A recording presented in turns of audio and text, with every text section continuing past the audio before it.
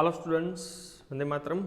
Welcome to all of you in the session number 7 of chapter number 22, Chemical Coordination and Integration.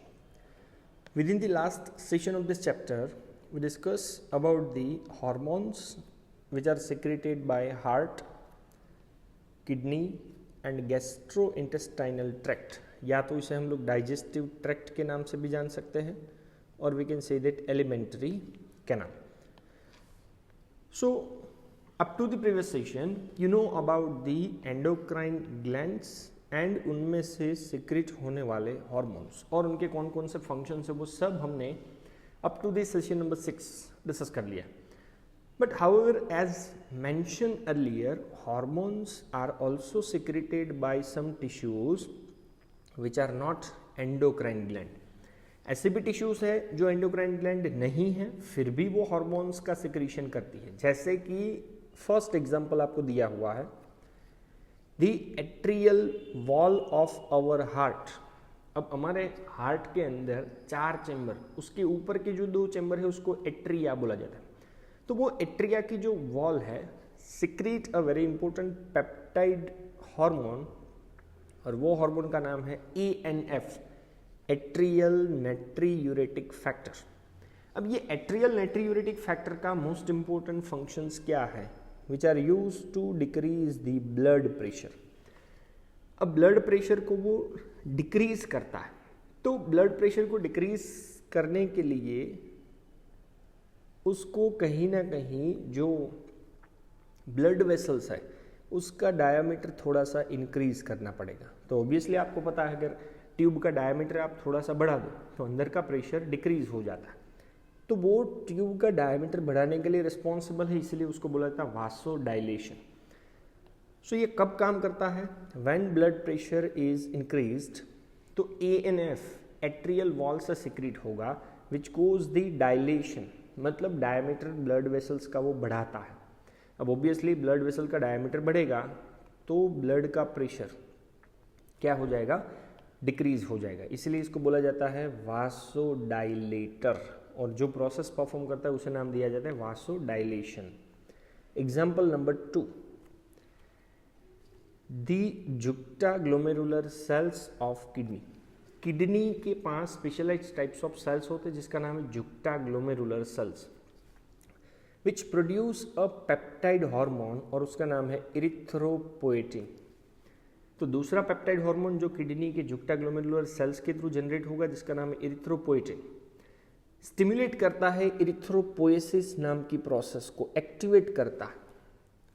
तो erythropoiesis का मतलब है RBC को form करने वाली प्रोसेस को वो स्टिमुलेट करता है. कहाँ पे ये प्रोसेस परफॉर्म होता है? With in the bone marrow. तो ये हुआ example number 2. Example number 3, some endocrine cells are present in different parts of the gastrointestinal tract. पहले ही आपको मैंने बताया था किसकी बात चल रही है? डाइजेस्टिव ट्रैक्ट की. तो डाइजेस्टिव ट्रैक्ट या तो गैस्ट्रोइंटेस्टाइनल ट्रैक्ट के अलग अलग पार्ट में से पेप्टाइड हार्मोन्स सिक्रीट होते हैं.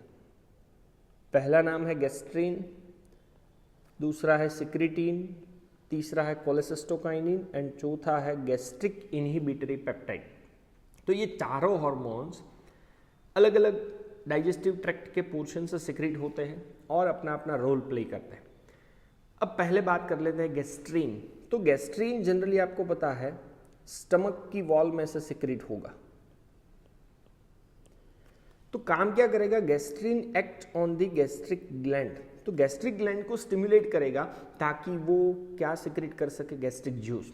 अब गैस्ट्रिक जूस के कंपोनेंट की बात करो तो एक आ सकता है dilute hydrochloric acid, second one is the pepsinogen जो इनएक्टिव एंजाइम है एंड तीसरा है म्यूकस. सो गैस्ट्रीन का काम है गैस्ट्रिक ग्लैंड को स्टिमुलेट करना ताकि वो गैस्ट्रिक जूस का सिक्रीशन कर सके. सिक्रीटीन, अब ये स्मॉल इंटेस्टाइन डियोडेनम की वॉल से सिक्रीट होगा. किसके ऊपर फंक्शनिंग करता है? Secretin act on the exocrine pancreas. अब आपको मैंने पेनक्रियास के टाइम पे एक्सोक्राइन पोर्शन डिस्कस करवाया था. तो एक्सोक्राइन पेनक्रियास को वो स्टिमुलेट करेगा ताकि एक्सोक्राइन पोर्शन वाटर और बाइकार्बोनेट आयन को सिक्रीट करेगा. हार्मोन नंबर 3 CCK जिसका नाम है कोलेसिस्टोकाइनिन, दोनों के ऊपर काम करता है। First one is the pancreas and second one is the gall bladder. तो पेनक्रियाज और गोल ब्लैडर को स्टिमुलेट करेगा ताकि दोनों में से सिक्रीशन हो सके, पेनक्रियाज में से पेनक्रियाटिक एंजाइम का, और we can say that pancreatic juice, and gallbladder में से सिक्रीट होगा बाइल जूस। तो ये तीनों हार्मोन का काम है स्टिमुलेटरी फंक्शनिंग करना।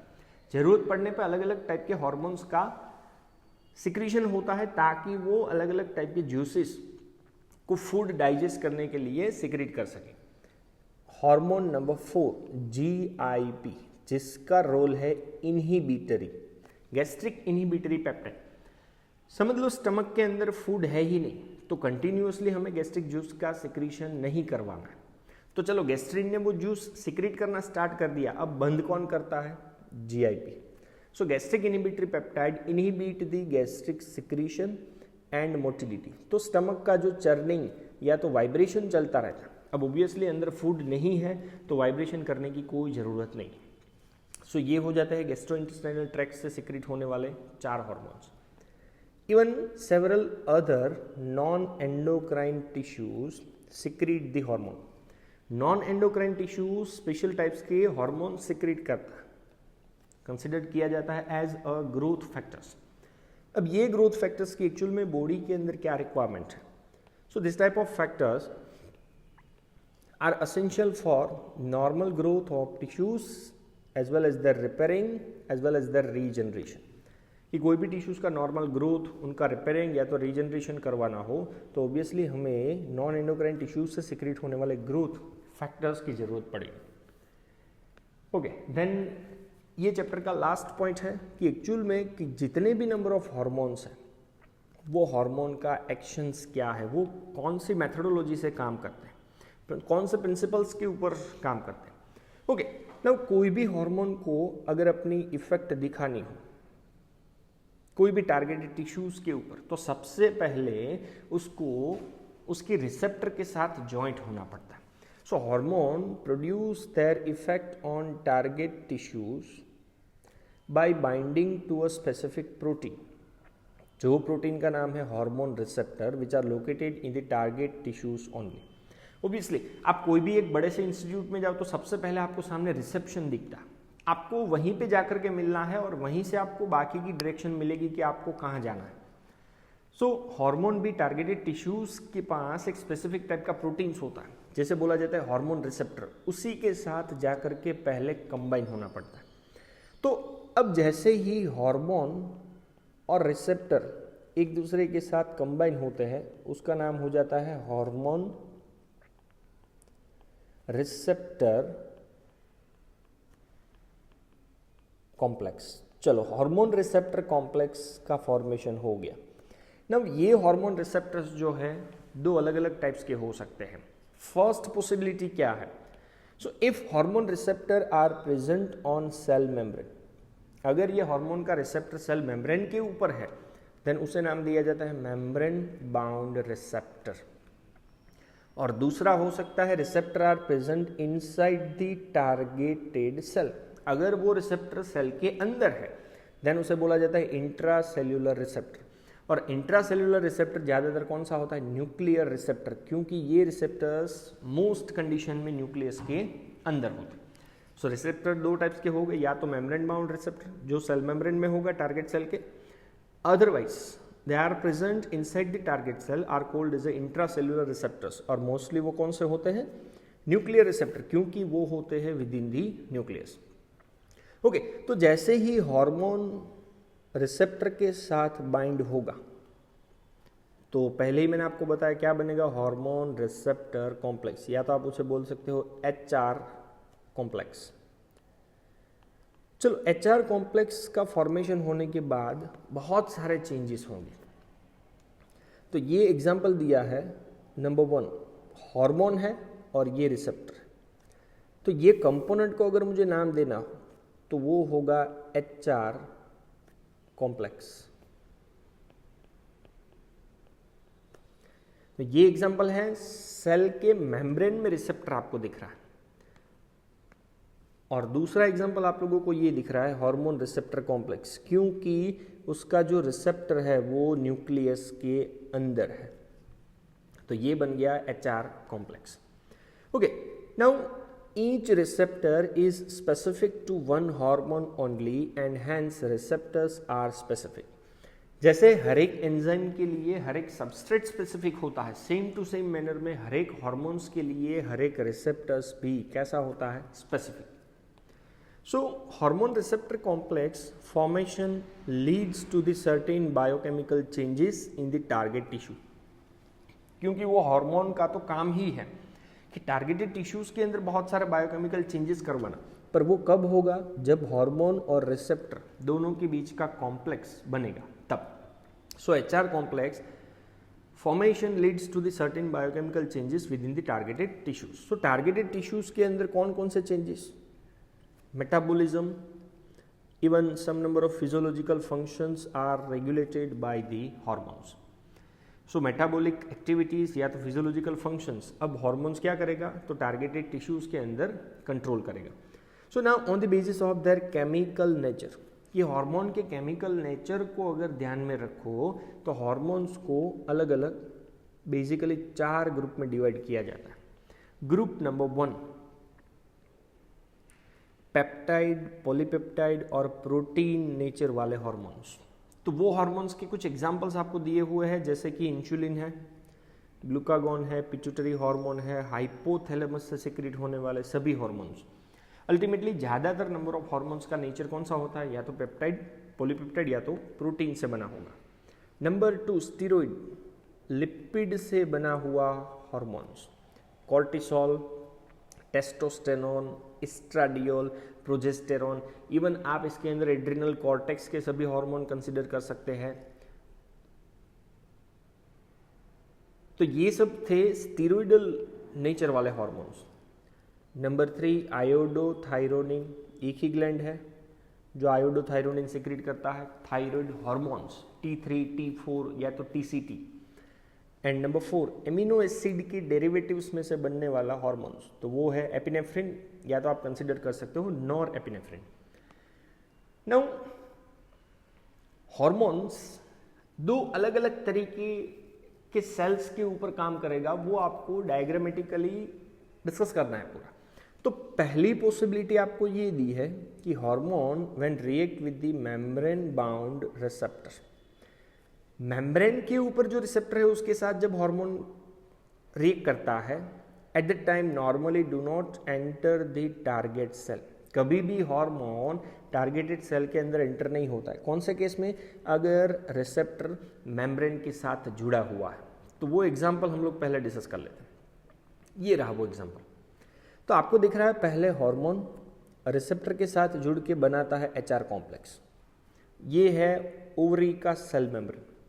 अब हार्मोन कभी भी सेल के अंदर एंटर नहीं होता है, पर जैसे ही HR कॉम्प्लेक्स बनता है अंदर एक रिस्पॉन्स जाता है, और वो रिस्पॉन्स क्या बनाएगा, सेकेंड मैसेंजर का जनरेशन करेगा। अब वो सेकेंडरी मैसेंजर अंदर का काम करेगा। सेकेंडरी मैसेंजर में साइक्लिक AMP हो सकता है, कैल्शियम हो सकता है, या तो IP3 इनोसिटोल ट्राइफॉस्फेट। तो अब इन तीनों में से कोई एक अंदर जाकर के बाकी के फंक्शंस को परफॉर्म करेगा। अल्टीमेटली हार्मोन कभी भी सेल के अंदर एंटर नहीं होता है, पर कौन से केस में, अगर रिसेप्टर सेल मेम्ब्रेन के ऊपर है तो ये ज़्यादातर कौन से हार्मोन्स का नेचर होता है, nature of the protein hormone, जिसके अंदर मेम्ब्रेन बाउंड रिसेप्टर्स आपको दिखेंगे। सो जैसे ही सेकेंडरी मैसेंजर जनरेट होगा, बायोकेमिकल रिस्पॉन्सेस जनरेट होगा, फिजियोलॉजिकल रिस्पॉन्सेस जनरेट होगा, एंड ओवेरियन ग्रोथ ये हार्मोन्स की वजह से हो पाएगा। सो ये था फर्स्ट पॉसिबिलिटी। जो पॉसिबिलिटी के अंदर आपको मैंने बताया कि hormones which interact with the membrane bound receptor, normally वो सेल के अंदर एंटर नहीं होता है, but generate a second messenger, जो साइक्लिक AMP हो सकता है, IP3 इनोसिटोल ट्राइफॉस्फेट या तो calcium, which in turn regular the cellular metabolism. ये फर्स्ट पॉसिबिलिटी हुई। Okay, possibility number 2। तो वो पॉसिबिलिटी क्या है, hormone which interact with the intracellular receptor, जैसे कि स्टीरॉयडल हार्मोन ले लो, आयोडोथायरोनिन। तो वो क्या करेंगे, मोस्टली हार्मोन को कंपलसरी सेल के अंदर एंटर होना है, so mostly regulate gene expression और chromosome functions by the interaction of hormone receptor complex within the genome. Genome का मतलब है उसका जेनेटिक मटेरियल। तो ऐसे केस में तो हार्मोन को कंपलसरी सेल के अंदर एंटर होना है। अब उसका मैं आपको एक्सप्लेनेशन दे देता हूं। अब ये आपको डायग्राम दिख रहा है, हार्मोन लिया है एस्ट्रोजन, ये है यूटेराइन का सेल मेम्ब्रेन। अब हार्मोन के पास सेल मेम्ब्रेन के थ्रू कोई भी रिसेप्टर आपको नहीं दिख रहा है, तो कंपलसरी हार्मोन को कहाँ आना पड़ा, सेल के अंदर आ गया। वो सेल के अंदर आने के बाद वो कहाँ एंटर होगा, न्यूक्लियस में, और न्यूक्लियस के अंदर आने के बाद वो क्या बनाएगा, HR कॉम्प्लेक्स। अब ये HR कॉम्प्लेक्स जनरली किसके साथ जुड़ जाता है, कोई भी पर्टिकुलर सेल के जीनोम जेनेटिक मटेरियल के साथ। अब जेनेटिक मटेरियल का आपको पता है ट्रांसक्रिप्शन नाम के प्रोसेस से mRNA बनता है, mRNA से ट्रांसलेशन के थ्रू प्रोटीन बनता है, और वो प्रोटीन फाइनली फिजियोलॉजिकल रिस्पॉन्सेस देगा ताकि टिश्यूज का ग्रोथ और उसका डिफ्रेंशिएशन हो सके। तो ये ज़्यादातर कौन से हार्मोन्स का नेचर है, या तो स्टीरॉयडल हार्मोन्स और आयोडोथायरोनिन टाइप के हार्मोन्स का ये नेचर है। और वो कंडीशन में रिसेप्टर्स कहाँ पे होता है, सेल के अंदर, और we can say that intranuclear receptor. तो ये था second possibilities. So cumulative collective biochemical action result in the physiological and developmental effect. पर कब, जब हार्मोन कंपलसरी सेल के अंदर एंटर होता है उस टाइम पे। So this all are related with the hormones which are secreted by kidney, heart and gastrointestinal tract as well as hormone का एक्शन कि वो किस तरह से अलग अलग टारगेटेड सेल्स या तो टिश्यूज के ऊपर अपनी इफेक्ट क्रिएट करता है। थैंक यू वेरी मच, जय हिंद।